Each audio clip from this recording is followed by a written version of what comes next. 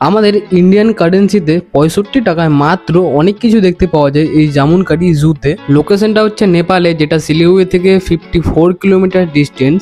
তোমাদের ভোটার কার্ডটা দেখে প্রথমে নেপালে এন্টার করতে হবে, তারপর তোমাদেরকে করতে হবে যেটা 30 কিলোমিটারের মতো একদম সোজা যেতে হবে হ্যাপিল্যান্ড ফান পার্কের দিকে। কিন্তু আমরা প্ল্যানিংটা করেছিলাম প্রথমে দর্শন করবো অর্জুনধরা জলেশ্বর ধাম মন্দিরে গিয়ে পুজোটা সম্পূর্ণ হলো। ঠিক আছে, তোমরা যদি এই মন্দিরটার ভিডিও দেখতে চাও তাহলে আমার চ্যানেলে ছাড়া আছে, অবশ্যই গিয়ে ভিজিট করো, তাহলেই দেখতে পেয়ে যাবে।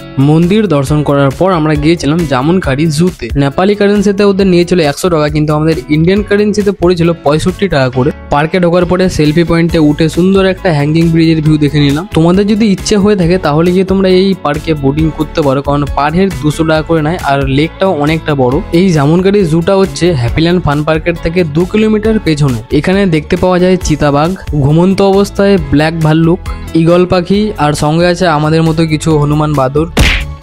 লোকেশনটা আমি কমেন্ট বক্সে মেনশন করে দিচ্ছি, অবশ্যই গিয়ে ঘুরে আসো। পার্কটা বেশ অনেকটা বড় আর দেখতেও সুন্দর। ঠিক আছে, চলো দেখা হচ্ছে নতুন কোনো লোকেশন নিয়ে। Thank you.